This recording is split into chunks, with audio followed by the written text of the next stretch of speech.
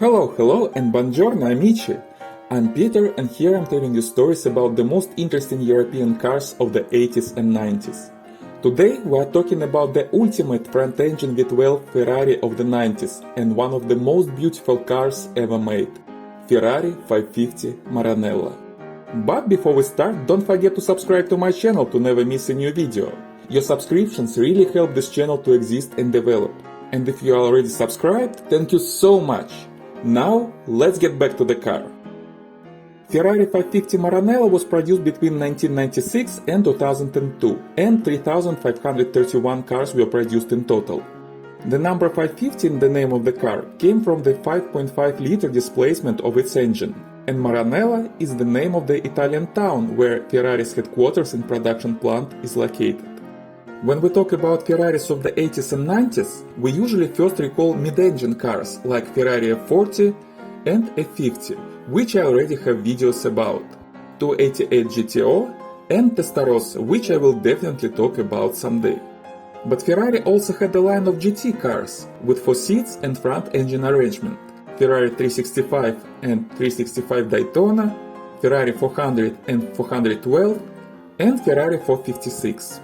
The top of the line of Ferrari GT cars, however, were 2-seaters, and in this category the last front-engine car was the 365 Daytona, produced until 1973. After that, the GT 2-seaters became mid-engine. First it was the Berlinetta Boxer, and after that Testarossa. The mid-engine arrangement helped with the weight distribution and made the car sportier. But it also decreased the comfort and internal space of the car, increased the noise and vibrations, and made the maintenance more difficult and expensive. Not exactly what you want from a luxury Grand Tourer.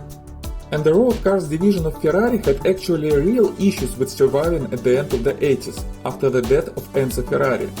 Despite the legendary image of the brand, the sales of the road cars and profits struggled, and the company accumulated a dangerous amount of debt.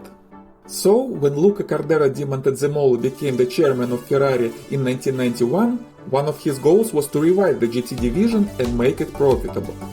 And for that, he decided to take inspiration from the glorious past of Ferrari and make a new Daytona. At this point, Ferrari already had a new and very good front-engine GT car in the 4-seater series, Ferrari 456. And the new car, the 550, was developed on the platform of the 456, with a shortened wheelbase and an improved and reinforced engine. The development started in 1993, and the car was presented to the public by Michael Schumacher in Nürburgring in July of 1996. The design was developed by Pininfarina Studio. The exterior was created by Lorenzo Ramaciotti and Elvia D'Aprilia, and the interior, a very nice one, was designed by Goran Popovic. You may agree with me or not, but I do think that the Ferrari 550 is one of the most beautiful cars ever made. It was very balanced, with nothing excessive. At the same time, the lines of the body were attractive, sexy, and underlining the dynamic abilities of the car. The air vents on the front fenders reminded of the old Ferrari racing cars of the 50s and 60s. And the friendly smile of the front grille promised a lot of fun for a driver, and the car kept this promise. Inside, the car was spacious enough for 2 people and even had enough room for luggage in the trunk and on the shelf behind the seats. The quality of materials and assembling was very good. This wasn't always a fact for previous models of Ferraris in the 80s, but here the interior was both beautiful and comfortable, with high-quality materials used to build it. This was the first Ferrari with an extensive list of options. The customers could choose a wide variety of colors of the car itself and interior upholstery. The standard interior was made with real leather, but you could order an optional carbon fiber trimming and a lot of additional bells and whistles. This was the opening of the era of customization and overcharging for additional options for Ferrari. You know, it's very difficult to buy a new Ferrari without a bunch of additional and expensive options now. So, this all started from the 550. A good side of it is if you want to buy the 550 now, you have a lot of variants to choose from. But for the engine and for the gearbox, there were not any options. All cars were produced with a 5.5-liter V12 engine with a 65-degree angle between the banks and 48 valves. The block and the heads were cast from light alloy and used aluminum pistons and titanium piston rods. The walls of cylinders were covered with Nicosil linings, so the car didn't like low-quality fuel. But the 550 didn't really have many issues related to this, unlike other cars of that time. For example, the Jaguar XJ, which I have another video about. This engine was first introduced in 1992 for the Ferrari 456 with 436 horsepower, but for the 550 the engine was updated with different fuel injection and ignition control systems. So the engine of the 550 could produce 478 horsepower and could bring a car to a top speed of 320 km or 199 miles per hour with 0 to 60 miles per hour in 4.2 seconds. A very decent performance, I think. And it was a very beautifully looking engine too. Great Italian attention to style in everything. In October of 1998, the Ferrari 550 set 3 new world speed records on a track in Ohio, including a distance of 100 miles covered at an average speed of 190.2 miles per hour and driving for 1 hour at an average speed of 184 miles per hour or 296 kilometers per hour. To celebrate those records, Ferrari produced 33 specially prepared 550s with a leather-trimmed roll cage, different steering wheel, carbon fiber bucket seats with race harnesses and Daytona stitching, some other features, and a special plug mounted on the central console. It's interesting that all those options, except the commemorative plug, were also available for all other cars, including the roll cage. So you could theoretically build the exactly same cars as those 33, just without a special plug. And speaking of special versions, in 2000, Ferrari and Pininfarina started production of the roadster version of the 550 under the name Ferrari 550 Barchetta Pininfarina to celebrate 70 years of Pininfarina. Technically, the car was the same, but it received updates in the exterior. It had neither a roof nor a convertible top, so it always was an open-top car. Due to this, the angle of the windshield was changed for better aerodynamics, and the anti-roll hoops appeared behind the seats. It also had a bigger trunk, because the rear part of the car was slightly longer than in the coupe, to look better. In total, 448 Barchettas were produced, plus 12 pre-production prototypes.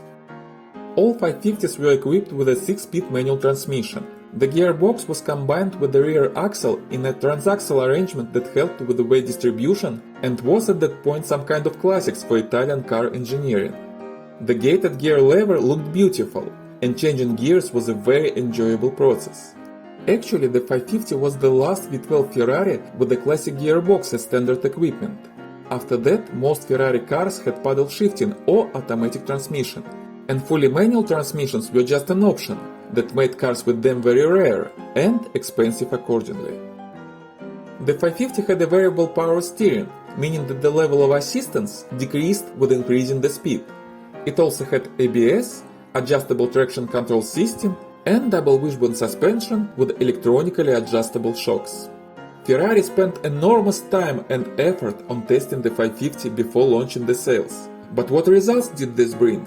Well, Jeremy Clarkson called the 550 the best handling car in the world. And the Automobile magazine called it the perfect sports car in the way it blends racing performance with GT utility. And when Aston Martin engineers worked on the development of the Aston Martin Vanquish, they purchased the 550 to use it as a benchmark for handling and driving experience. The Ferrari 550 Maranello was a surprisingly easy to drive and friendly car.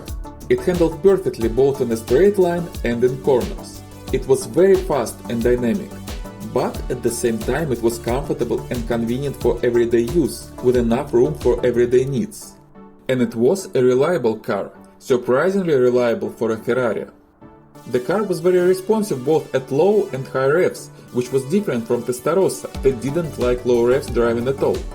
The 550 was very universal. You could spend your morning comfortably driving it in city traffic doing your business and shopping, then have some hot laps on the track, and after that go on a cross-continental trip, and you'd feel completely comfortable in all those endeavors. And last but not least, it required relatively low maintenance. And it didn't require taking the engine out for each more or less serious work, like it was with the Testarossa or Berlinetta Boxer. The 550 gave you a very solid feeling. It felt like a big luxury car, bigger than it actually was. But in driving, it felt like a small sports car. It was a really comfortable car that you could drive every day, and at the same time, it was almost as fast as Ferrari F40. Among all 550 produced, about 1000 were sold in the United States, and there are still a lot of them around available for sale. And if you want more options, you can take a look at the European market as well. Some of those cars are already 25 years old, and others will be there soon, so importing them to the US is not that difficult. The 550 Maranello was never cheap. In 1999 you had to pay about $200,000 for a new one before options. It is about $370,000 now. Later the price for used cars went down to $90,000 or even $70,000, but recently it went up again.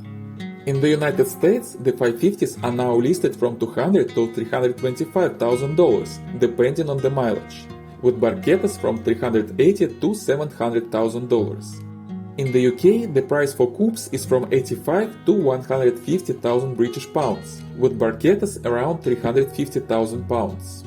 In continental Europe, the coupes go from 95 to 250,000 euros, and Barchettas may cost anywhere between 500,000 and 1 million euros. Frankly speaking, I really don't know if these cars really should cost that much. The 550 was and still is an awesome car, one of the best ever built, and there were not so many of them made, so the price is understandable. At the same time, you really have a lot of good options in this price range. Anyway, it is what it is, and this is how the market looks right now. Well, thank you very much for watching. If you ever owned or drove the Ferrari 550 Maranello, please tell me about it in the comments below. I really love to read your stories. Thank you very much for them. And if you like this video, please give me a thumbs up and subscribe to the channel. New interesting stories are coming soon. Grazie mille amici, and see you next time.